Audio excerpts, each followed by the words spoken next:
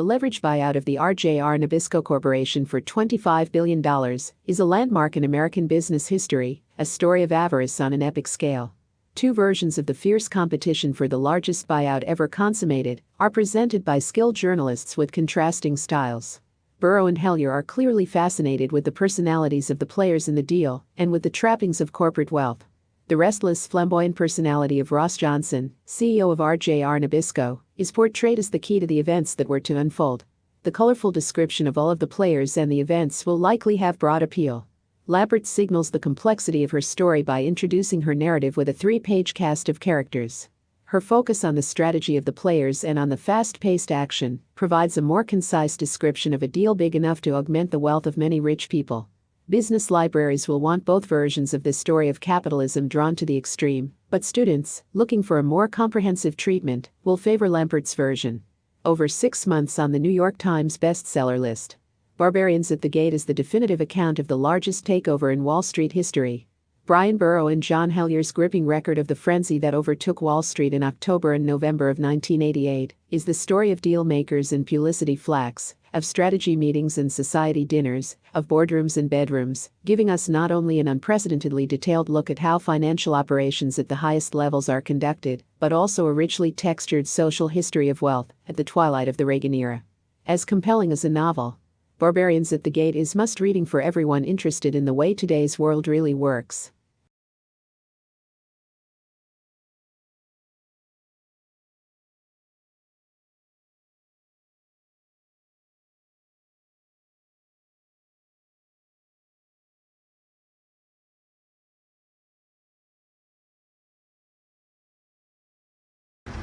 Look, could you guys please just wait a little while? This thing with Henry might not work out at all. Ross, don't you see this is our last chance? The bastards are at the city gates. Let's stand at the bridge together. Let's stand at the bridge and push the barbarians back. Right. Just give me a minute. Henry, thank you for coming. George, Ross? hope you don't mind meeting in a conference room. All the men's johns are full. Now, the way I see it, we're down to keep it simple time. What really makes the most sense all the way around is for us to do this buyout together. At the $90 a share you guys have proposed. The way Peter structured it, my management group would own 20% of the company. Am I right, Peter? In that area, yeah. We'd want to review that arrangement. It seems awfully generous. Whatever it winds up, I'm suggesting that everything else gets split 50-50 between you and Shearson. In addition to our customary 1% for our services. $200 million. You might want to reconsider that amount, Henry. A lot of people are watching this process, including Congress. Well, we certainly wouldn't want to do anything to hurt the business we've grown to love and admire. Is that it then? Basically, those terms being acceptable? Have we got ourselves a deal here? We want Drexel Burnham to sell the bonds on this one. Instead of Shearson? They're what a deal this size needs. They want effectual share, they work cheap, and they're the best. They're also about to go before a grand jury because of their Milk and Boski connection. Just what we need, stationary from Alcatraz. Maybe you ought to think about that one, Henry. We have thought about it, Ross. With or without you, we're going for this company. Now, first off, I'd like you to know that in the interest of the company, I have retained the services of Peter Atkins, the firm of Skadden Arps, to act as special counsel to advise us and guide us through the legal obligations of this matter. Peter? Thank you, Mr. Chairman. Good afternoon. Before you are copies of the proposals for the buyout of RJR Nabisco. And where do we stand? Ross Johnson's bid, his and Shearson's, is for $100 a share. That's an offer of $23 billion. And KKR? $94 a share. $21.6 billion. That's quite a difference in price. I'll give you a bigger one. The First Boston Group is prepared to offer between 105 and 118. That's $3 billion more than the Johnson offer. Is First Boston for real? Well, their proposal is based on taking advantage of certain tax loopholes. If the board has any interest, we'll need some expert advice as to the viability of it all. It would take a week to 10 days. I'd say the board has about $26 billion worth of interest in waiting. For your patience during this 10-day interval, it was obviously a step that had to be taken. Now that said, I'll turn the meeting over to Peter Atkins. Thank you, Mr. Chairman. To begin, let me tell you that we're now down to 2 bidders. After a good deal of effort, First Boston was simply not able to put their offer on the table. That leaves us with Ross Johnson. His groups bumped their previous bid from $100 a share to $101. I think we need to take a very careful look at what KKR has offered. What do you think? I think it's going to be a long day. A very long day.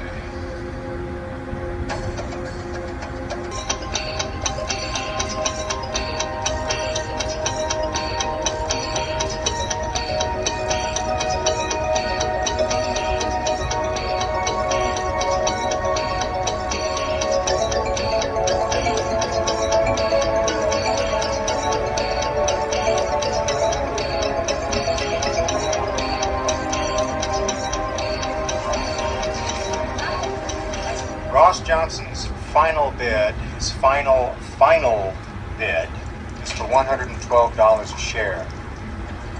The KKR bid is $109. Thank you, Peter. I think it's time to put it to a vote. Both offers were based on extremely complicated structures. We had to consider very carefully just how sound they really were. In the end, I'd say the deciding factor, the one thing that made the Kravis offer more attractive, was the fact that you were not part of it. Nobody's going to deny that there's not a fair amount of greed going around these days. I guess it's just a question of how much greed is fair. This, yours, was over the top. We'll be right.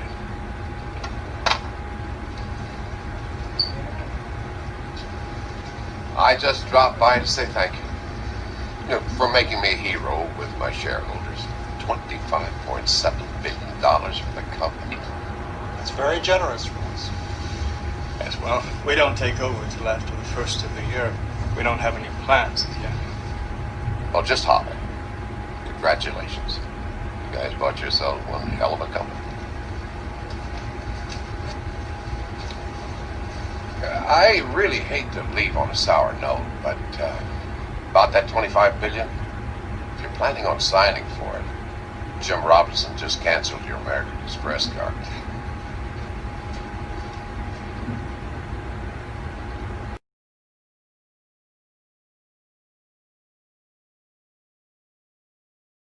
The ability to say no. It's one of the most important things at the end of the day, is being able to say no to an investment. Even if you've done a lot of work, work will never hurt you. And but once you buy a company, you're married. You're married to that company. And it's not like Ed Merkel said, if you don't like it, just sell it. You've got it. And it's a lot harder to sell a company than it is to buy a company. And since we formed the firm in 1976, we've bought some 38 different companies, and we spent about $65 billion buying these different companies. And people always will call and congratulate us when we buy a company or when it's announced, and I said, look, don't congratulate us when we buy a company.